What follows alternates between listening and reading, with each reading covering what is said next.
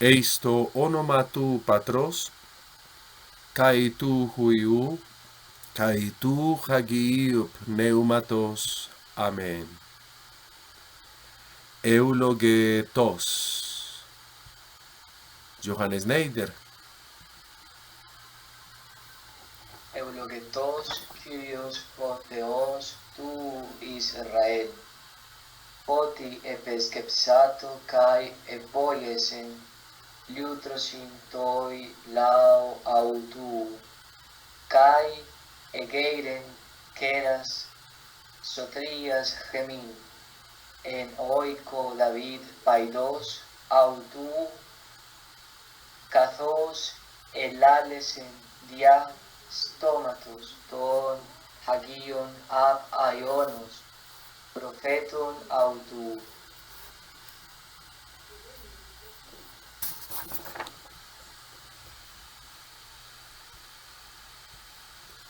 Soterian ex εχθρών χεμών, kai εχχeiros πάντων το μισούντουν χεμάς, ποiesai έλεος μετά των πατέρων χεμών, kai mnesθέναι διαθέκες χαγίας αουτού. Barreneche, por favor.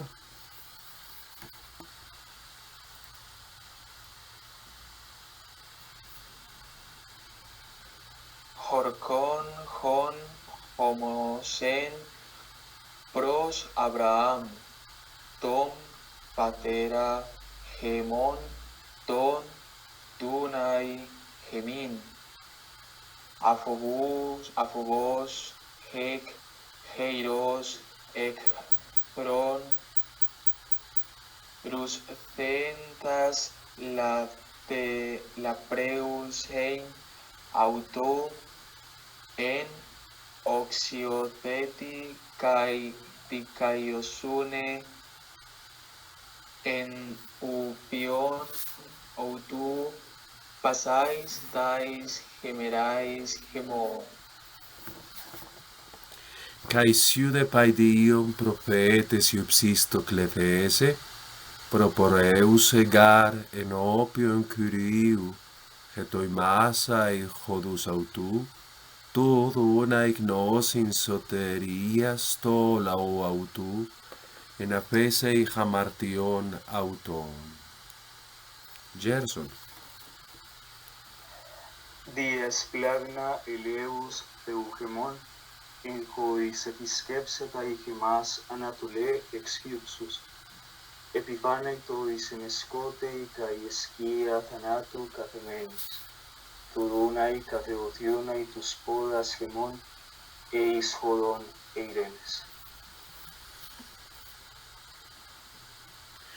Doxa to patri, kai to huio, kai to hagio pneumati, José en arche kai niun kai aei kai estus aionas ton aionon. Amen.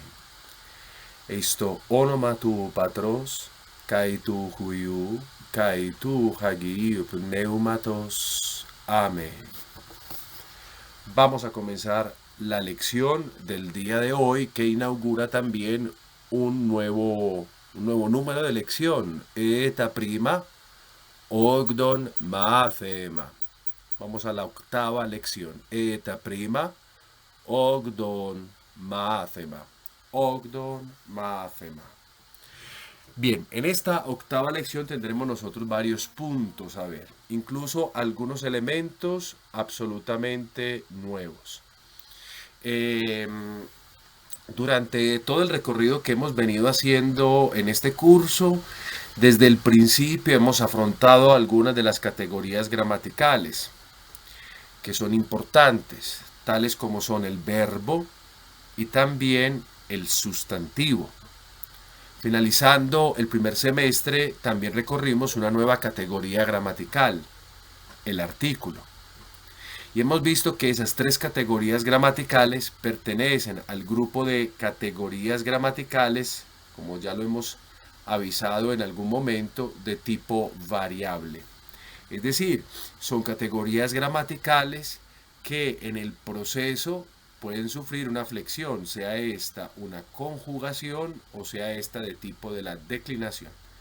Los verbos se declinan, los verbos se conjugan y los sustantivos y los artículos se declinan.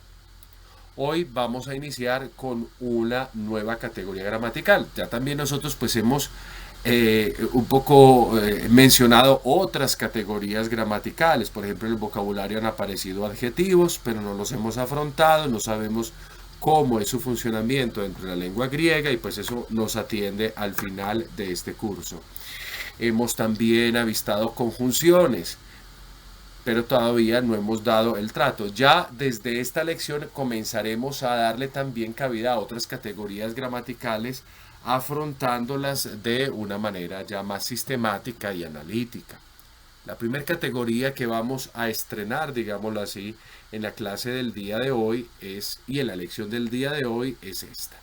Alfa prima, introducción a la teoría de los pronombres. Alfa prima, introducción a la teoría de los pronombres.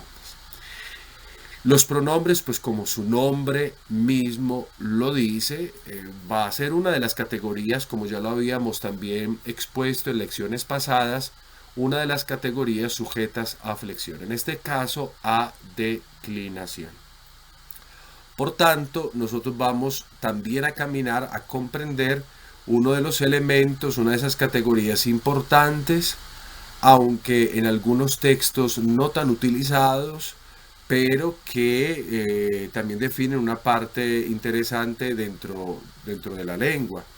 Generalmente cuando nosotros iniciamos a estudiar una lengua, esta es de las primeras cosas que nos enseñan. Sin embargo, yo me he esperado hasta la lección octava para enseñarla porque tiene su propia dinámica y la vamos a tratar de comprender.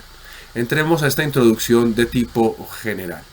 ¿Qué vamos a decir por el momento en esta introducción del tipo general? Lo siguiente, ¿por qué llamamos a los pronombres como tal? Los llamamos así porque los pronombres van a prestar un servicio sustitutivo, sobre todo de lo que nosotros llamamos nombres, y de ahí el término pronombres, o de los sustantivos. Un ejemplo nos basta para ello. Cuando nosotros decimos, por ejemplo, Juan David enseña griego, coloco un punto, después para no repetir Juan David digo, él nos ayuda en su curso. Entonces él se vuelve una sustitución, en este caso de un nombre propio, Juan David.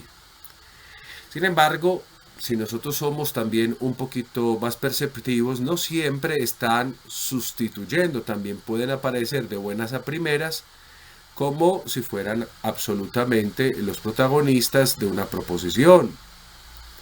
En ese caso concreto, pues entonces los pronombres tienen todavía un valor todavía más especial, es decir, pueden cumplir las diferentes funciones lógicas que un nombre o un sustantivo tienen al interior de una proposición.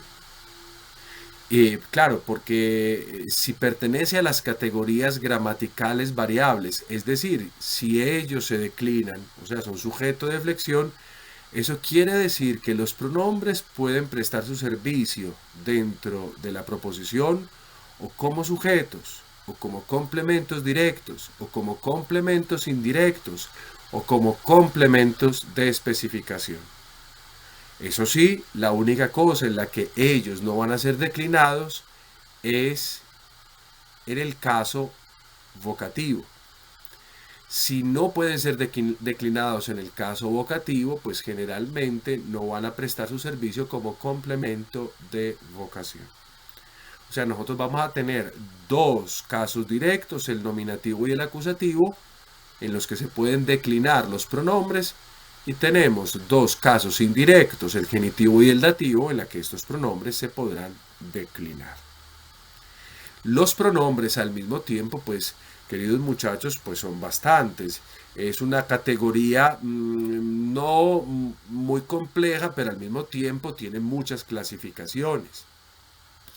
Y como tiene muchas clasificaciones, entonces a veces los pronombres no se van a comportar como pronombres, sino como adjetivos.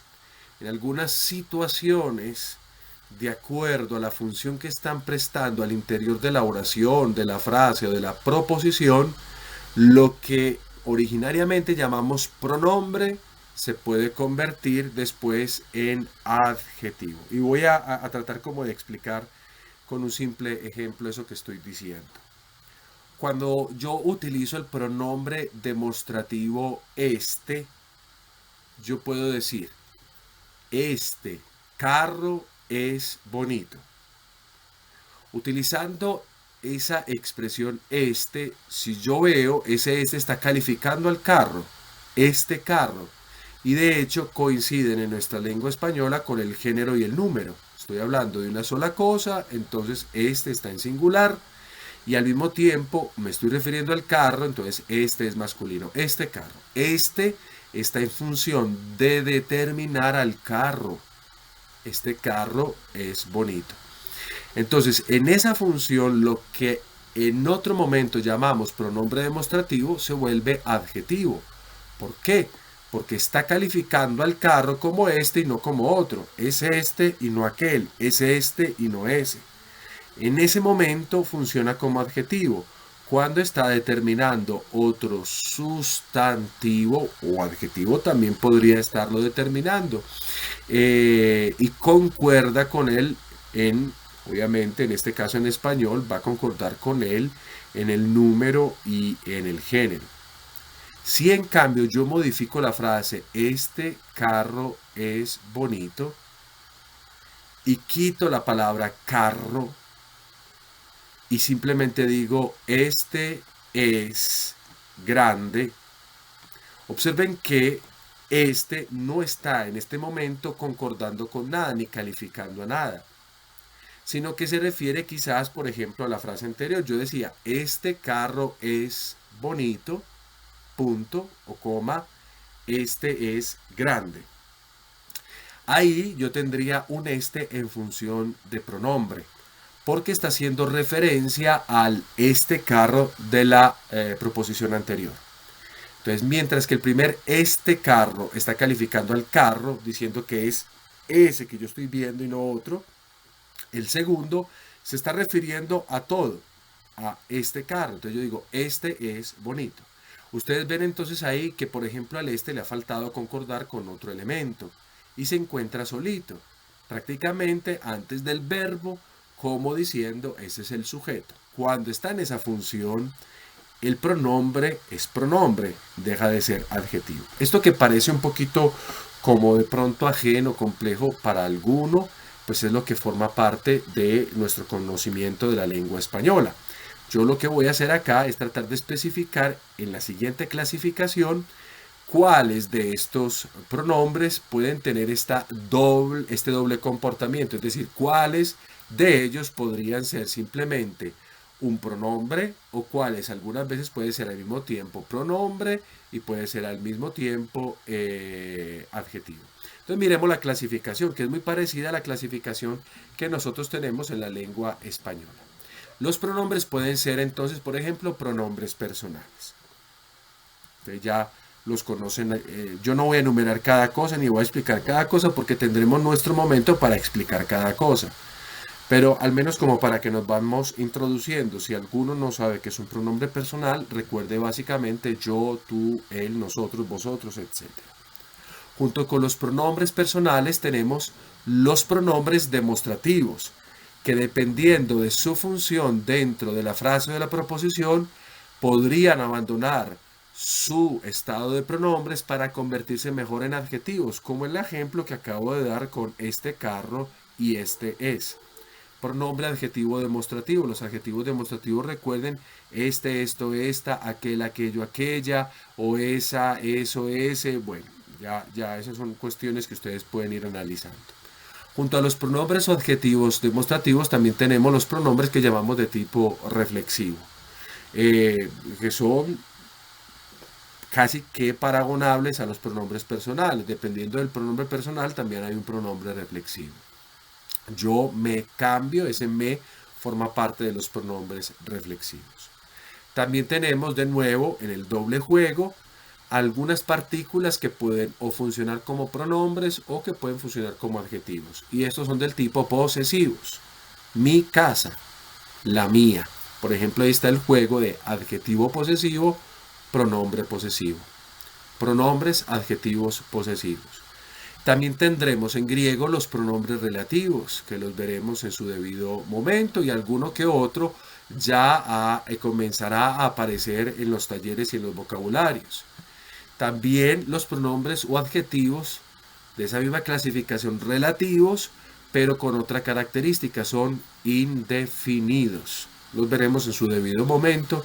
Para no alargar mucho todo este discurso, tendremos también los pronombres adjetivos, ahora sí, literalmente indefinidos. Una cosa son relativos o relativos indefinidos y otra cosa son indefinidos, siempre en esa doble posibilidad de ser pronombres o de ser adjetivos, dependiendo de la función que cumplan dentro de la frase o la proposición. Y finalmente tendremos una serie de pronombres que pues nosotros no manejamos en nuestra lengua, pero que sí se manejan en la lengua griega, los pronombres recíprocos, que veremos en su momento. Cada uno de esos pronombres o de estas tipologías de pronombres que ustedes ven acá puede ser declinada, o sea, al caso nominativo, al caso acusativo, al caso genitivo o al caso dativo. 8 clasificaciones por los pronombres. Entonces, todo eso forma parte de nuestra lengua griega. Y eso nos vamos a ir acercando poco a poco. Yo no voy a soltar la lista de todo en una clase. Como ese orden está indicando, ese va a ser el orden que yo iré tratando de los pronombres a lo largo de nuestras lecciones. Entonces, vamos nosotros a ver los pronombres que llamamos de tipo personal. La primera clase de los pronombres. Ya lo había avisado y lo ven ustedes aquí en pantalla, que los pronombres no pueden ser declinados en el caso vocativo. Entonces vamos a descartar ese caso. Sucede como en los artículos, y no nos extrañe, por ejemplo, que los artículos, como yo decía en la lección pasada, hayan sido primitivamente utilizados como pronombres. Los artículos no tienen el caso vocativo. Entonces aquí hay una buena relación. Nosotros nos vamos a dedicar entonces a los pronombres de tipo personal, es decir, al yo, al tú, a él, al nosotros, vosotros y ellos. Comencemos entonces pasando la página con este segundo subtítulo en el que nos centraremos en los pronombres de tipo personal. Aquí no vamos a tener la dificultad de tener que dirimir si el pronombre se comporta como adjetivo o si es pronombre. Aquí son siempre pronombres. Entonces, no nos vamos a preocupar por eso, simplemente vamos a saber que estos son pronombres de tipo personal. Los pronombres personales, recuerden ustedes lo que nos enseñaban en la escuela, son aquellos que están en lugar de las personas, es decir, para evitar decir un nombre propio, para evitar referirnos a alguien, pues los utilizo sustituyéndolo. Entonces, en vez de decir Sebastián, yo puedo sustituirlo diciendo él. En vez de decir la casa, yo puedo sustituirlo diciendo el respectivo pronombre personal. Realmente en la lengua griega son utilizados, aunque no en mucha extensión, para expresar un relieve. Yo quiero proponer varios textos clásicos en los que, por ejemplo, estos pronombres pues sí aparecen, pero no aparecen como uno quisiera que aparecieran. O sea, cada vez que aparece un verbo conjugado, no necesariamente aparece el pronombre. Si por ejemplo se dice amas, no necesariamente aparece el tú amas. Si aparece, por ejemplo, perdonamos, no necesariamente aparece el nosotros. Por ejemplo, en un evangelio como el cuarto evangelio o evangelio de Juan, el pronombre sí se hizo bastante interesante, porque en el fenómeno de atestiguar a Jesucristo, tanto de parte de los discípulos de él como de él mismo, pues se hicieron importantes algunos pronombres, como por ejemplo el pronombre de la primera persona singular, que lo veremos a continuación. Entonces nosotros en el texto encontramos recurrentemente yo, con los verbos que estudiábamos en la lección pasada, yo soy la viña, yo soy la puerta, yo soy el pastor, etc. Hay, por ejemplo, ese yo se escucha evidentemente. ¿Por qué? Porque está en la función de darle relevancia. Entonces, en ese caso, pues se da relevancia absolutamente utilizando el pronombre. Es un poco como en nuestra lengua española. Al conjugar nuestros verbos no necesitamos los pronombres. Pero cuando quiero dar un poco de énfasis, de relevancia, pues utilizo el pronombre. Si yo digo canto, ahí está todo contenido. Pero si yo digo yo canto, estoy enfatizando en algo que ni siquiera es necesario enfatizar, pues porque en el verbo ya está. Pero lo quiero enfatizar, soy yo y no otro. Bueno, un poco de ese énfasis encontraremos nosotros entonces cuando estos pronombres vengan utilizados en nuestra lengua griega. Es decir, hay que hacer un particular relieve, pues bien menciono o utilizo los pronombres. Vamos a ver el paradigma de los pronombres y yo voy a comenzar, como ustedes ven en pantalla, con la primera persona y la segunda persona del singular. En caso nominativo, vamos a aprender cómo se dice yo y cómo se dice tú, siempre en caso nominativo. Es decir, en el caso en el que sintácticamente se declina el sujeto o el primer argumento de una proposición. Si yo quiero decir yo, se va a parecer al latín, voy a decir ego, ego, ego. De ahí vendrán palabras como las que vemos en latín con ego, constituidas, egoísmo, egolatría, etcétera, etcétera. Ego, yo. Eso es lo que significa básicamente. Ego, yo. Si quiero decir tú, es muy parecido al español, simplemente que voy a cambiar la dental por una sibilante. En vez de decir tú, diré su, su. Lo vuelvo a repetir. Su, ego, su, yo, tú. Ese es el caso nominativo. Entonces, si lo quiero utilizar como un sujeto o primer argumento de una proposición, pues he aquí la forma nominativa tanto de yo como de tú. Ego, su, yo, tú. Oye, qué pena una pregunta. Dime, hijo. Ya que veo ahí lo de los acentos en color azul, ¿sucede lo mismo de lo que estábamos hablando ayer del asunto enclítico? No, hijo. Si estuvieran en otro color, sí. Pero como están en el mismo color, los he dejado en el mismo color como tratando de sugerir, aquí no hay, en estas dos, es decir, la pregunta tuya es muy pertinente. Pero aquí en negó y en su no va a suceder lo que sucedía ayer con los verbos del presente indicativo activo del verbo ser estar. Aquí estos dos pronombres tienen su propio acento. Este es su acento, no se cambia, no se mueve, les pertenece, no son ni proclíticas, no son enclíticas. Pero digo porque es pertinente, porque va a poder suceder en las siguientes personas. O sea, en las siguientes personas vamos a tener dos posibilidades que voy a señalar enseguidita, Andrés. No sé si sea claro, al menos hasta el momento, la respuesta que te doy, Andrés. Sí, señor, está bien así. Muchas gracias. Muy bien. Vamos entonces a las siguientes formas. Siempre la primera persona y la segunda persona, pero esta vez declinadas en el caso acusativo. O sea, cuando si yo quisiera en la primera persona decir a mí, puede funcionar de dos maneras. Me, observen que hay como una especie de tema en el color azul, em, y una especie de terminación e. Esta forma tiene su propio acento, en me tiene su propio acento, luego no es una partícula sin acento, o sea que tenga que depender de alguna otra palabra. Si yo quiero darle relevancia a lo que generalmente yo podría traducir con esta expresión a mí, recuerden que coloco esa A en paréntesis o a veces en corchetes porque podría estar, podría no estar. Dependiendo de la traducción, si yo quiero darle mucha relevancia en el caso acusativo a la expresión a mí, escribiré en me. Pero, incluso siguiendo lo que sugería ahorita Andrés Felipe, también existe una forma enclítica que ustedes ven acá. Esta es la forma enclítica. Si es enclítica, entonces en la lectura, ¿de cuál acento depende? De la palabra anterior. De la palabra anterior, correcto. Esto quiere decir que entonces yo tengo dos formas. ¿Cuándo usar las dos formas? Pues el autor lo hace cuando en una, por ejemplo, quiere enfatizar, utiliza la primera, en me, a mí.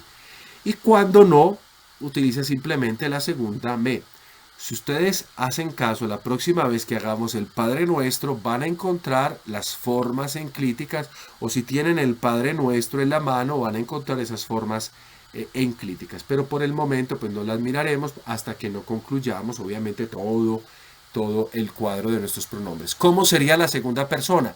La construcción es muy semejante a la de a mí. Por ejemplo, si yo quiero decir en segunda persona a ti y la quiero enfatizar, pues voy a utilizar la primera forma, se, con su acento. O sea, esa es la forma con acento. Puede estar solita. Yo quiero decir a ti, se. Si en cambio la quiero volver de manera enclítica, de forma que haga una unidad fonética con la palabra que la precede, pues simplemente voy a utilizar la segunda opción que no tiene acento y es la expresión se. Realmente no son muchas las dificultades. Yo tengo entonces en el nominativo una única forma, es decir, ego. Me devuelvo un poco para que la vean. Es una única forma, siempre acentuada, tiene su propio acento, yo. Si quiero decir tú, diré su. Observen que en esta declinación de la segunda persona, la sigma va a continuar, mientras que la del yo, la del ego, es un poquito más irregular. Ahora, entonces, si quiero utilizarla en el modo acusativo, voy a decir en me, la forma con su propio acento, y si no quiero la forma con acento, pues voy a utilizar en la segunda posibilidad, es decir, me. Lo mismo sucede con la segunda persona. Tengo entonces una C con acento y tengo una C sin acento. Ambas expresiones significan, pueden traducirse como a ti, como ustedes van o ven en pantalla, a ti. Recuerden que esa preposición a está en dependencia de cómo sea el texto que tenga que traducir, o sea que no tenemos que preocuparnos por eso. En me, se. Aquí tenemos nosotros los casos directos singulares. Ahora movámonos a los casos indirectos, también singulares. Yo no me puedo mover a los plurales porque tengo que hacer toda la declinación que le corresponde al yo y tengo que hacer toda la declinación que le corresponde al tú. Quiero que observen en todo caso que en la forma del acusativo, pues uno esperaría como alguna vocal parecida a las declinaciones que hemos trabajado en primera declinación o en segunda declinación. Y sin embargo, las terminaciones son otras. Entonces este es un tema particular por eso. No son muchas las cosas que vamos a declinar y cuando las declinamos casi siempre obedecen a estas mismas terminaciones que tenemos acá. Por eso las he colocado juntas para que las podamos observar. O sea, si yo quiero decir ego, yo, y quiero decir su, digo decir tú, digo su. Si ya quiero hacer el caso acusativo, voy a jugar con la epsilon como terminación. Para decir a mí, puedo decir me o me. Es decir, una forma acentuada o una forma enclítica. Es decir, que tiene que estar después de la palabra en la cual ella se apoya como acento. O si quiero decir lo mismo, pero en la segunda persona del singular, se con acento o su forma enclítica se. Vamos entonces al caso genitivo, al caso indirecto singular genitivo. Si yo quiero decir de mí, como generalmente hemos estado traduciendo el caso genitivo, tengo las dos posibilidades. Una forma larga, mire que hay una especie como de, si se podría decir, de tema que se mantiene porque ego se vuelve emu. Entonces aquí yo tengo la forma de mí. Aquí sí voy a mantener la preposición porque generalmente cuando traduzco la utilizo. o puedo tener una forma enclítica, simplemente mu, es decir, en dependencia de la lectura con una palabra anterior, de mí. La misma terminación la voy a utilizar para la segunda persona del singular, pero esta vez obviamente con su propio tema, que es una sigma. Su o su, esto significará de ti. Simplemente como ortografía española, recuerden que mi en este tipo de casos siempre va acentuado en español, pero no ti. Esa expresión no se acentúa en español. Lo digo es por lo que en el taller empezaré a ver. Mi siempre lo vamos a acentuar, ti no lo vamos a acentuar en este tipo de construcción. Entonces tengo mu, mu, su, u. ¿Qué nos ayuda acá? Que nosotros, por ejemplo, cuando estudiamos la segunda declinación, veíamos que el genitivo se construía con una u, con este diptongo propio. Entonces nos puede ayudar un poquito a la hora de asimilar la terminación del caso genitivo singular. Entonces aquí tenemos las dos formas. Para decir de mí puedo decir mu, y miren que la pronunciación es más larga, o simplemente puedo utilizar mu. O puedo para la segunda persona utilizar su o simplemente su. Vamos a concluir nuestra presentación con el caso dativo del singular. Aquí va. En el caso dativo, si yo quiero decir, aquí ya digamos, recuerden que la traducción es un poquito más larga. Si quiero decir con, para, por, mi, voy a utilizar o la forma acentuada emoi con ese diptongo también impropio emoi, o puedo utilizar la forma enclítica moi. Emoi, moi. Emoi, moi. Y la misma terminación con su propio tema va a afectar obviamente la segunda persona para traducir el concepto de para ti coloco acá, para ti, contigo o por ti. Puedo utilizar la forma soy acentuada o la forma enclítica soy. Moi, moi, soy, soy. Observen que esto es lo que tenemos como paradigma. Me voy a devolver un poco al principio para que podamos ver cada una de las personas desde el principio. Observemos. Forma en el caso nominativo ego, forma de la segunda persona su. Para el caso acusativo tendré me o se. Para el caso genitivo tendré mu o su. Y para el caso dativo tendré moi o soy.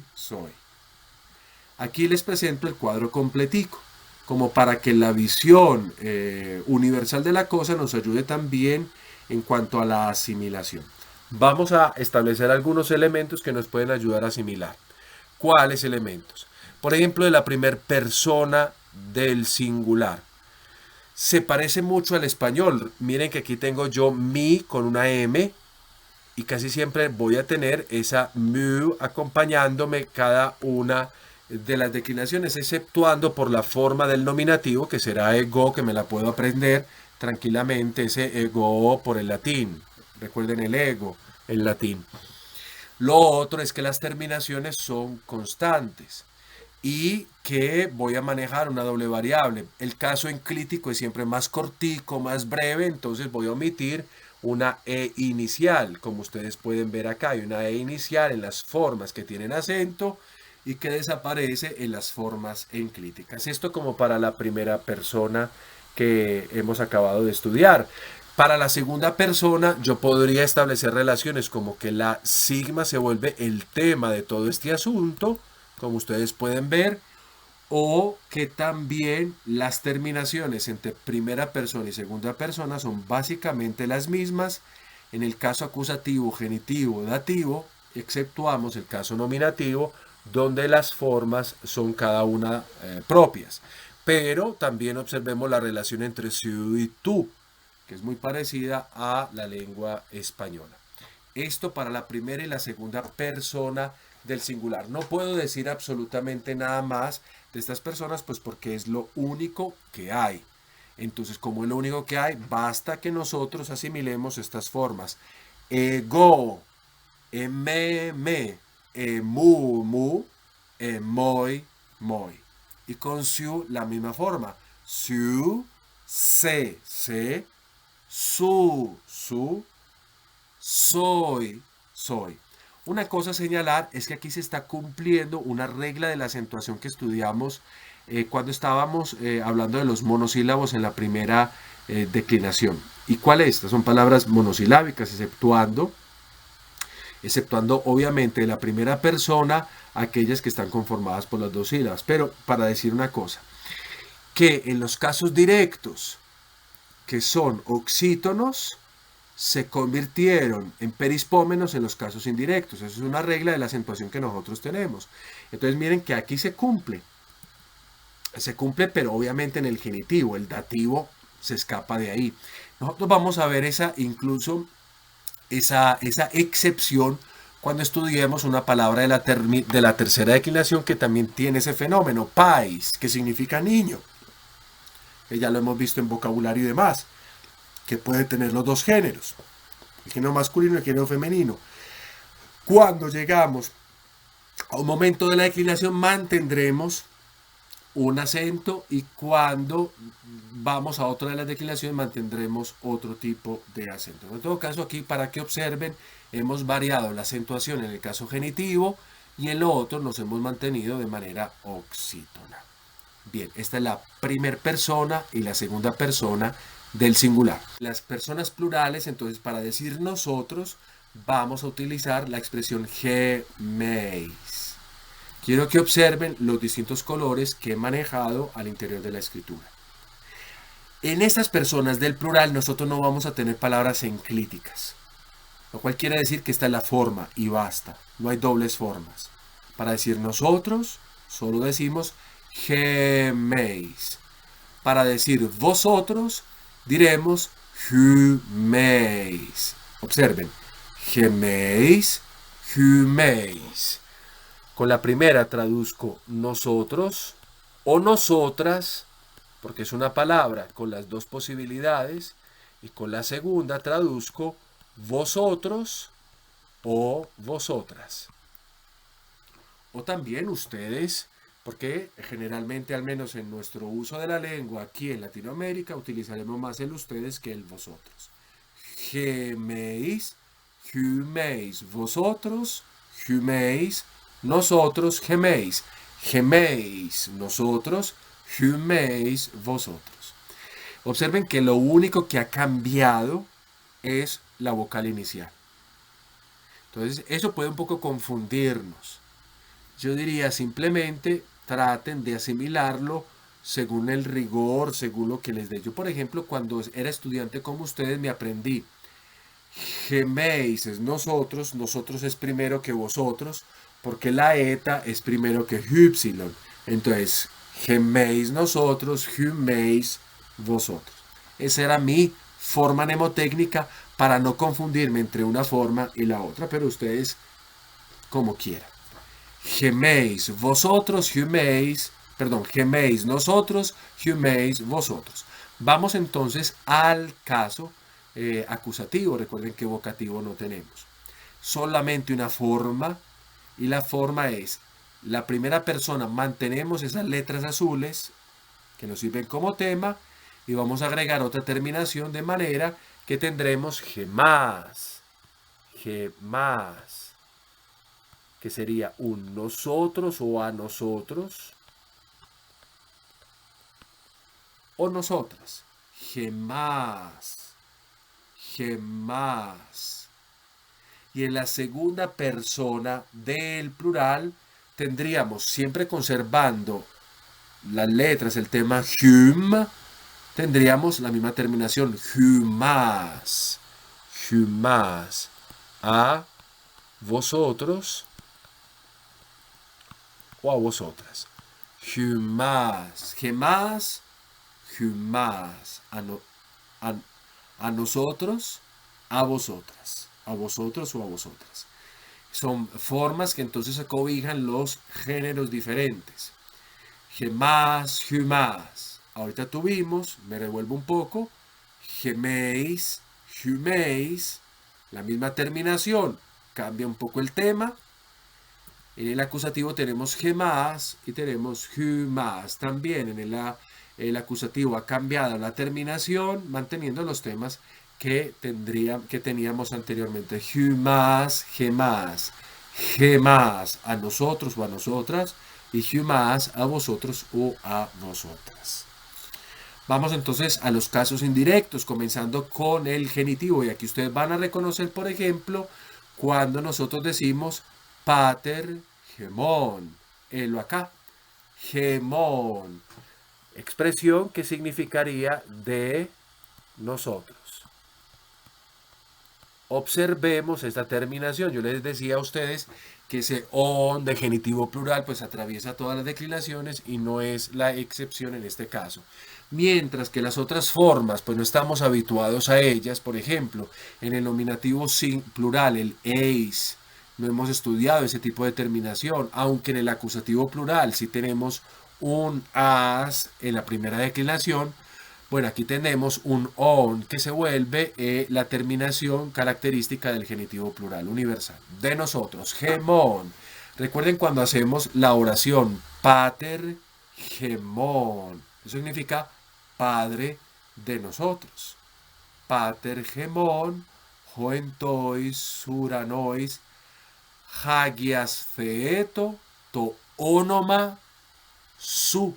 Y ahí utilizamos, por ejemplo, la forma enclítica de la segunda persona, pueden mirarla ahí, segunda persona del genitivo singular, el pronombre personal. To onomasu, el nombre de ti. El nombre de ti.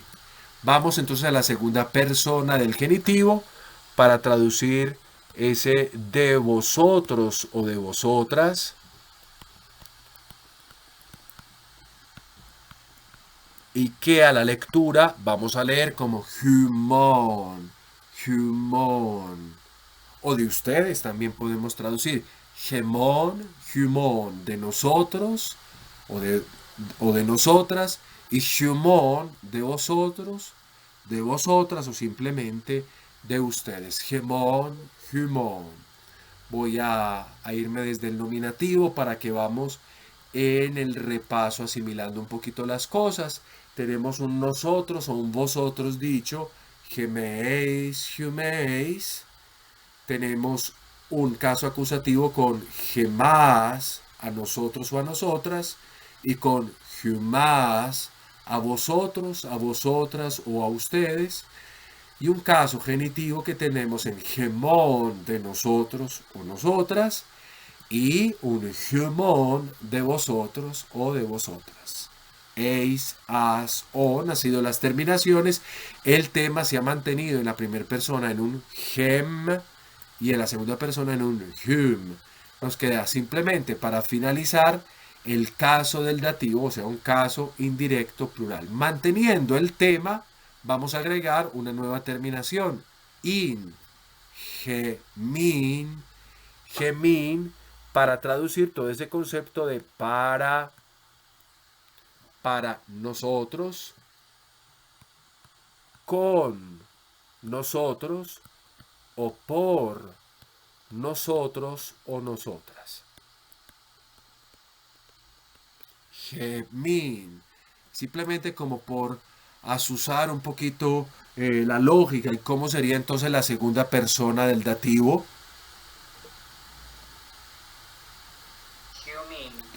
Exactamente, la tienen acá, humin, con la misma significación para, con, por, vosotros, vosotros o vosotras o simplemente para, con, por ustedes. Vosotros o vosotras. Gemin, humin. Primera y segunda persona. Gemin, humin. Vamos a mirar todo el cuadro completico para que también hagamos nuestras propias deducciones y a la hora de asimilar cada uno de estos elementos, pues obviamente en nuestra cabeza hagamos relaciones diversas. Entonces el cuadrito sería el siguiente. Tenemos una primera persona que tiene un tema igual, el tema gem. Y tenemos una segunda persona también con un tema que permanece a lo largo de la declinación, hum. Lo único que ha cambiado entre persona y persona ha sido la vocal inicial. Lo otro es, en las relaciones tenemos las mismas terminaciones de acuerdo a cada caso. En el nominativo tendremos eis, en el acusativo tendremos as, en el genitivo on, en el dativo tendremos in. Y como otra relación podría ser la acentuación, que siempre es la misma, es decir, un acento circunflejo sobre la vocal respectiva en cada una de las formas. Eis, que alarga la pronunciación, as, on, y finalmente in, eis, as, on, in. Aquí tienen ustedes el cuadro completo de la declinación de la primer persona del singular y del plural más la declinación de la segunda persona del singular y del plural. Nos queda a nosotros simplemente abordar los casos directos duales. Ustedes podrán estarse preguntando, ¿y la tercera persona? Pues la tercera persona es muy problemática. Todo esto hasta el momento es fácil, es asimilable, es mecánico. Pero la tercera persona tiene sus propias problemáticas y las abordaremos obviamente más adelante. Vámonos al caso dual. El caso dual es fácil. ¿Por qué? Porque como ustedes ven en pantalla, estamos hablando de una forma para el caso nominativo y también para el caso acusativo. La primera persona va a ser no. No. Con esta persona, recuerden que nosotros vamos a decir nosotros o nosotras dos. Es una forma no muy utilizada en la literatura, pero puede aparecer nosotros o nosotras dos. O si se fuera a recurrir al caso acusativo, yo podría colocar el a nosotros o a nosotras dos. No. Miren la terminación. Para la segunda persona del dual tendremos otro tema. Es el que tienen acá. Atención a la pronunciación. Spo. Spo. Spo. Para traducir vosotros o vosotras dos. O también, si se fuera el caso acusativo, a vosotros, a vosotras dos. No. Spo. Yo los he agrupado según sus mismos fenómenos de cambio. Por eso es que la distribución hoy ha sido un poquito particular. Yo cogí primero la primera persona del singular con la segunda persona del singular, porque aunque los temas cambian, las terminaciones son básicamente las mismas. Si las recordamos, teníamos ego, su, y en los demás declinaciones tendríamos nosotros mm o cc. En el genitivo teníamos emu, mu, o su, y en el dativo teníamos soy, para el tú o para la primera persona, moi. Después nos pasamos para las personas del plural, que tienen las mismas terminaciones. Por eso las estoy agrupando así, como para que en la relación podamos aprender fácilmente. La primera persona del plural era, ya lo sabemos nosotros, geméis, y tendríamos después la segunda persona huméis, gema, bueno, y etcétera, etcétera, para no repetir todo eso. Entonces, por eso aquí estoy colocando lo mismo. En el dual tenemos las mismas terminaciones, solo que los temas cambian. En el nosotros dos decimos no, podemos hacer la relación con la inicial de nosotros, una new. No podemos hacer lo mismo con vosotros, porque el tema es una sigma con una phi. Spo.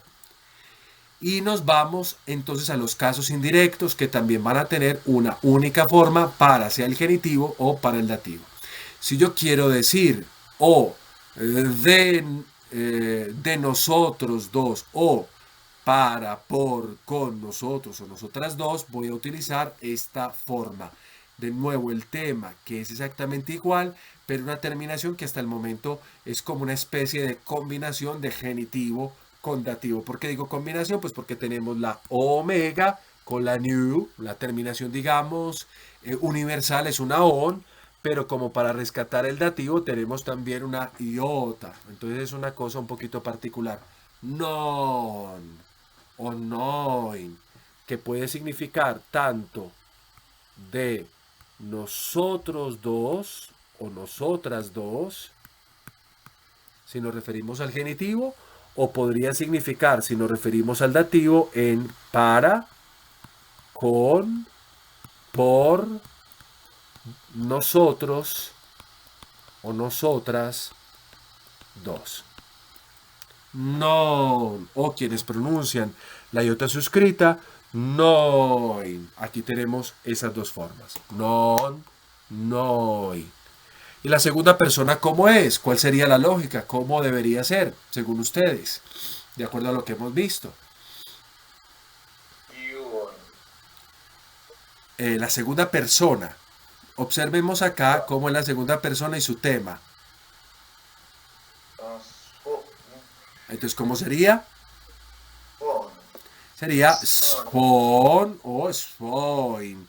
Y esto significaría o traduciría de vosotros o de vosotras dos en el caso genitivo, o con todas las posibilidades en el caso dativo para, con, por, vosotros o vosotras dos o ustedes. Porque recuerden que también podríamos hacer esa traducción. Non es phone. Simplemente una forma para los diferentes casos. Una forma para los casos directos, una forma para los casos indirectos, que recordamos entonces como hemos hecho con lo otro. No, is fo para el nominativo acusativo, y finalmente non o noin y sfon o svoin para los casos indirectos, genitivo y dativo, siempre duales. He aquí el cuadro completico para que lo puedan observar. No hay mucho que decir. Ustedes ven que simplemente en ese colorcito amarillo que le he pintado como por los laditos aparece el cambio de tema. Voy a mantener una new para la primera persona dual y una sigma con una phi para la segunda persona dual. Las terminaciones son idénticas. En los casos directos una o omega, y en los casos indirectos un diptongo impropio oi con una new. Los acentos cambian obedeciendo un poco a esas reglas sobre las palabras monosilábicas, que en los casos directos generalmente son agudas, o lo que nosotros decimos oxítonas. Se convierten en los casos indirectos en palabras perispómenas o con el acento circunflejo. Y aquí todas las relaciones que podemos hacer con estos pronombres que he presentado hasta este momento.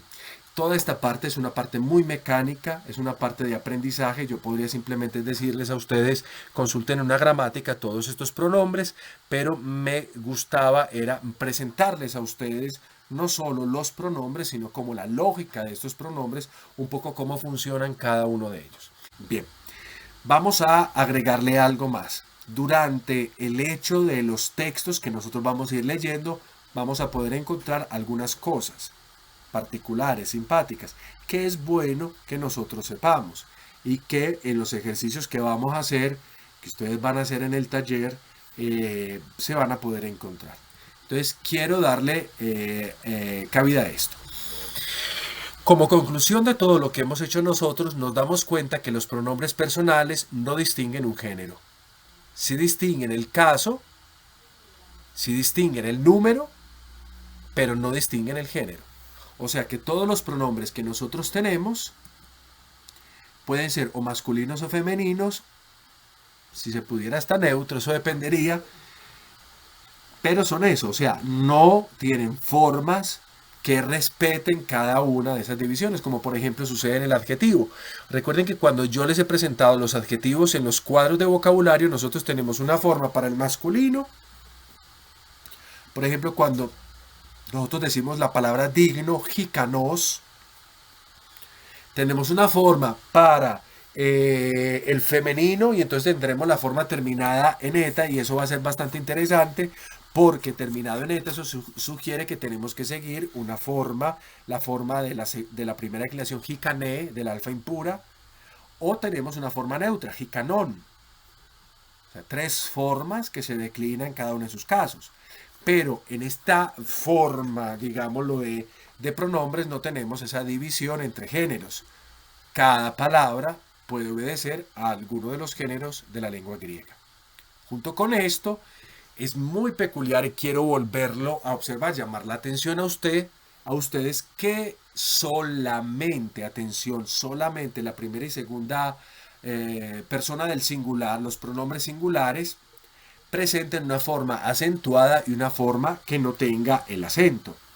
Lo habíamos ya dicho, es decir, una forma enclítica. Eso es peculiar, porque después los otros pronombres que hemos estudiado también de primera y segunda, plural o dual, no nos ofrecen esa dualidad de formas, que solo eso ocurra en las personas singulares.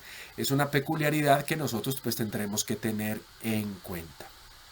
Atención, porque también para esas formas primera y segunda del singular, atención, existe una forma que llamamos la forma reforzada. ¿Qué es la forma reforzada?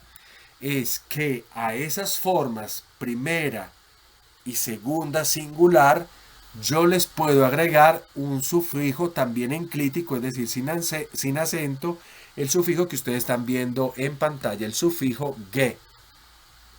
O sea que yo puedo agregar a eso que acabé de estudiar una ge al final, de manera que yo pueda con esa partícula reforzar una idea. ¿Cuál? Yo quiero enfatizar en lo que se ha acabado de decir, a lo cual ese pronombre con esa partícula ge enfatizada pues se une. Entonces el ge hace de eso. Ustedes van a ver, por ejemplo, esa forma emoi, emu, ego, van a verla con una ge al final y ustedes van a decir, bueno, ¿y esto qué es? Son los pronombres, pero los pronombres se les añadió una cosa que ¿qué es? ¿Cambia el significado? No, lo enfatiza aún más. Yo quiero presentarles entonces a ustedes como la teoría o al menos un posible acercamiento a eso. Observemos cómo se enfatiza la primera persona del singular en cada uno de sus casos. Y para cuando tenga el ge, yo voy a pensar que el énfasis es como decir cierto, por cierto, ciertamente, exactamente, o incluso la expresión mismo podría agregar. Esa manera todavía de enfatizar aún más la cosa, eso es lo que, ese es el valor de esa partícula ge. No que yo tenga que traducir la partícula ge. La partícula ge puede entenderse desde estos adverbios, ciertamente, exactamente, o cierto, por cierto, o mismo. Esas expresiones le dan el valor. O si es el caso, podría traducirlo. Entonces aquí les presento como un cuadrito en el que ustedes pueden ver las formas enfatizadas con que. Observemos solamente las primeras formas que se refieren a las primeras columnas que tenemos. Yo puedo decir tranquilamente ego, eso significa yo. Si le agrego la partícula ge, que es una partícula enclítica, luego yo no puedo colocar el acento sobre ge porque es partícula enclítica, la he pegado como si fuera un sufijo, está ahí pegadita. Eso hace que el acento se vaya, sobre todo en esta forma, hacia el inicio. Entonces, en vez de decir ego, se va a convertir en egoge, que puede traducir yo mismo, ciertamente yo, precisamente yo, o sea, enfatizando todavía esa idea de la primera persona. Ciertamente yo mismo hice tal cosa, yo mismo fui. Es una forma que encontramos en la lengua griega. Nosotros cuando hablamos en español, y quiero enfatizar que fui yo, pues puedo utilizar hasta el tono de voz o utilizar las expresiones yo fui, yo lo hice.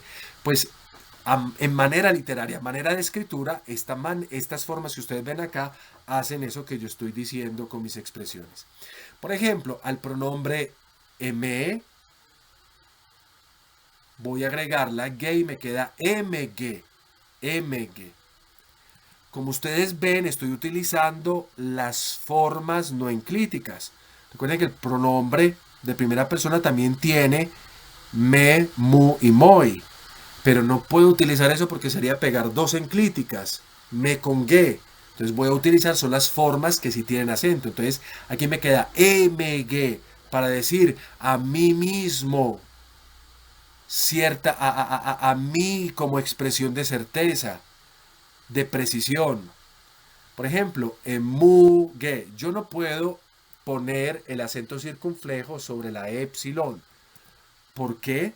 Porque recuerden que en las normas que hemos estudiado, en las reglas del acento circunflejo, el acento circunflejo puede ir solo en la última posición, pero en este caso, obviamente no podría hacerlo porque es una partícula enclítica, o en la segunda posición podría hacerlo. Pero aquí estamos atrayendo el acento hacia el inicio, por lo tanto, como es una sílaba proparoxítono, es decir, una tercera sílaba, una antepenúltima sílaba, la tengo que atraer como acento agudo. Entonces, emugue, de mí mismo, o emoige, para mí mismo, conmigo mismo, por mí mismo. Entonces, una forma enclítica que vamos a encontrar algunas veces. Cuando yo tengo que hacer el análisis, ¿cómo tengo que analizar esto? Pues hago todo el análisis morfológico. Yo digo que es un pronombre, que es del tipo personal, que es la primera persona, defino el caso y después coloco con partícula enclítica, porque obviamente hay una partícula enclítica ahí. Vamos entonces a las segundas personas. Hemos seguido todas las partículas que se encuentran acentuadas, es decir, la forma acentuada. Pero aquí, obviamente, como no hay una letra antes, como no hay una E que se prefija como en la primera persona, pues el acento se va a mantener ahí, como lo hemos encontrado en las formas que no tienen este refuerzo. Entonces yo tengo frente a su, que significa tú, yo puedo tener suge, que significa tú mismo. Frente a se, que significa a ti, puedo tener sege, a ti mismo. Frente a su, que significa de ti, puedo tener suge, de ti mismo. Y frente a soy, para ti, contigo o por ti, puedo tener soyge, para ti mismo, contigo mismo, por ti mismo. Es muy importante el énfasis, sobre todo porque si en un texto no lo quieren hacer, o sea, el autor, el narrador, el que haya escrito, quiere que nosotros demos especialmente una relevancia a ese pronombre del cual se está hablando. ¿Preguntas al respecto de esto que estoy diciendo?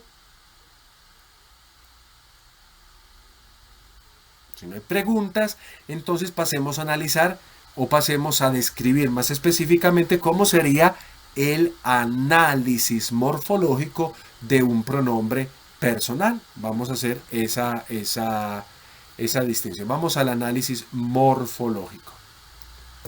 Vamos a analizar morfológicamente el pronombre gemás.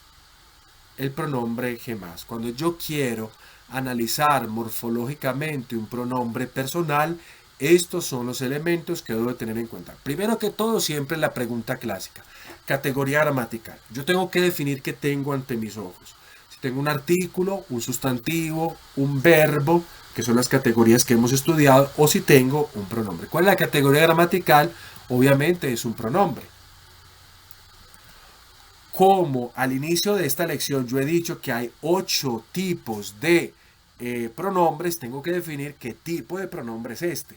Esto no es un pronombre indefinido, no es un pronombre recíproco, es un pronombre personal. Entonces, la clase es personal. Y si es pronombre personal, hay que definir el número. Claro, yo tengo 3 personas, tengo que definir cuál sea su número. Entonces aquí voy a colocar persona, a quién se refiere, y voy a colocar la primera. G más se refiere a la primer persona. Y ahora sí, como son elementos declinables, los pronombres están sujetos a declinación, yo tengo que definir los otros elementos, quiera sí o no. Entonces yo tengo que definir caso, género y número. ¿Cuál es el caso? Les pregunto a todos ustedes de este pronombre G más que tienen al frente en sus pantallas. Acusativo. Acusativo. Muy bien, es el caso acusativo. Me salté en el número, esto proviene de geméis. Yo me voy a devolver a la persona en el nominativo. O sea, si es G más, me devuelvo a geméis. Si por ejemplo fuera la primera persona y yo tuviera un emu, me tendría que devolver a ego. Yo me voy a volver siempre, en este caso, a la primera persona, a esa misma primera persona, pero en el caso nominativo, al nominativo singular, me devuelvo a su nominativo singular. Entonces, aquí no es ego, porque ego es la primera persona singular, sino que aquí es geméis, porque es la primera persona y que traduce nosotros o a nosotros. ¿De qué número? El número plural. Ahí me perdonan que el orden se me desconfiguró un poquito en la presentación. Entonces, estos son los elementos que yo tengo que dar cuando hago una descripción morfológica. ¿Ok? Si fuese el caso de otra expresión, por ejemplo, voy a cancelar esto, voy a cancelar G más y voy a colocar la forma, atención,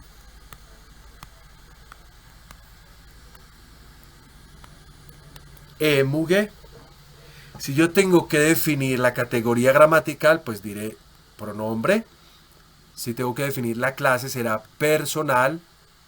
¿Cuál es la persona de emuge? Primera, segunda, ¿cuál es? Primera. Es primera. ¿Cuál es el caso? Este no nos va a servir. Genitivo. Muy bien, es el genitivo. ¿Cuál es el número? Singular. Exacto, el número singular. ¿De dónde proviene? Ego. Muy bien, de ego, de ego, que traduce la forma emuge. De mí mismo. De mí mismo, bravo, de mí mismo, ciertamente yo. Y entonces, ¿qué tengo que agregar? Yo agrego en la descripción morfológica y voy a colocar lo que significa esto, sufijo enclítico, más sufijo enclítico. Esta es la descripción morfológica, sufijo enclítico, obviamente el que ustedes ven acá. He tratado como de hacer las dos cosas. Esto sería más o menos el análisis morfológico que nosotros tendríamos que hacer.